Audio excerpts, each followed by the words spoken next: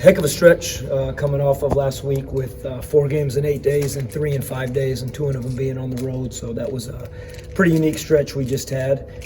But you know what? Conference tournament time, best time of the year for college basketball. Everybody's 0-0 in terms of starting fresh. So we got back and we recharged, regrouped, re-energized, refocused most importantly, and head to see for Thursday's game versus USF.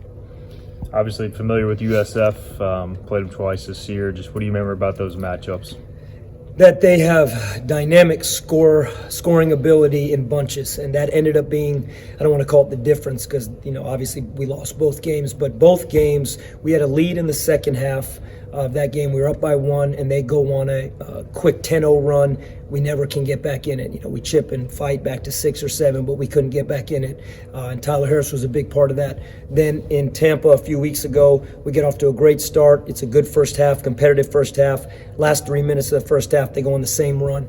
They go on basically a 10-0, roughly a 10-0 run. They end up double digits, and we never could fight back. We could knock it down to 7 or 8 in the second half again late in the game.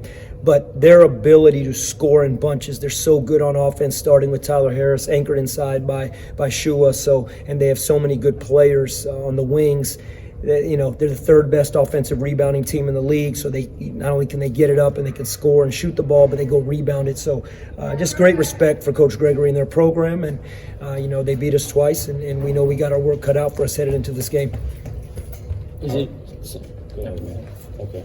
Is it something where you got to try and shut down Harris? Obviously you want to, but or is it take a couple other guys out of the mix and then the point difference isn't there? I think you can go in with any game plan you want in terms of saying, hey, we got to take him out or make it here or there. The bottom line is this: if Harris gets going for them, it's very difficult for us to stop. I mean, he's had 2 big games versus us, but if you just focus on him, they have way too many weapons.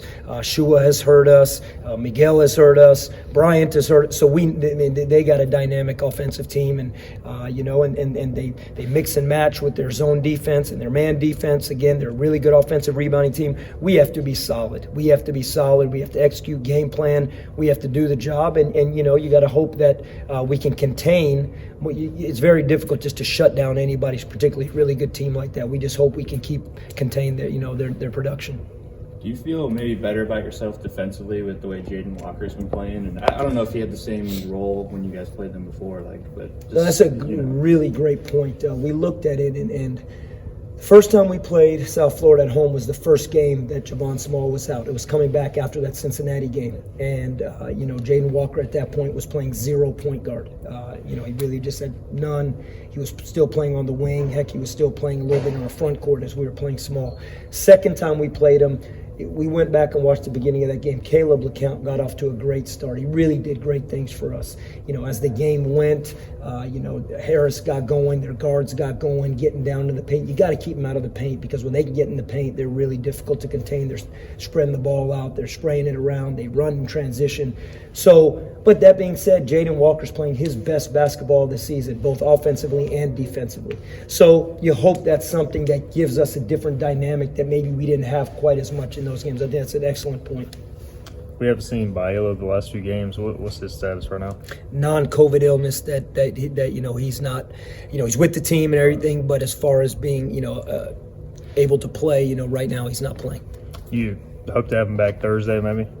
Don't know yet. Okay. And then RJ as well, obviously going down. Right. Yeah. He's a day-to-day right now with that. He just he rolled his ankle late in that game or in the second half of that game, and so right now day-to-day. And then, not to keep asking the personnel, with Javon, any chance we see him this week, or is it just a case he's not going to return?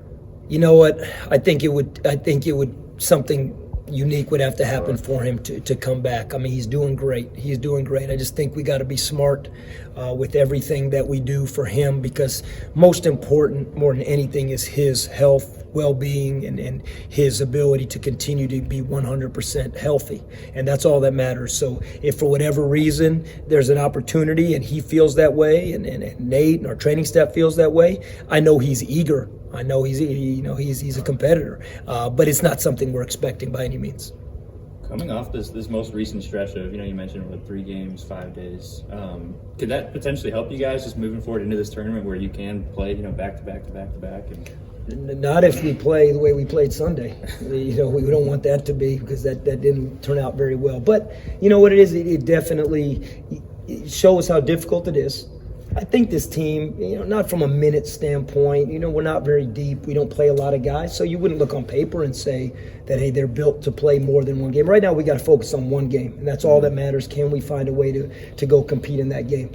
But if we were fortunate, or if it was a situation where we played multiple games, I love the mental resiliency of this team. I love the toughness of this team.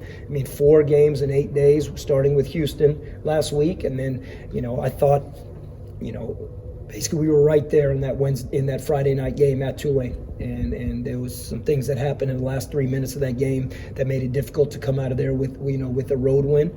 But I thought for 80 straight minutes we really competed at a high level. Did it, did it get some leery legs on Sunday? Weary legs on Sunday, maybe. But we just focused on one game right now, and we got to be at our best on Thursday. Not to dwell on the past too much, but going back to that Tulane game, you all called for 3 charges. Is there anything your players can do better in those situations, or is it just kind of a bang-bang call there? Bang-bang call.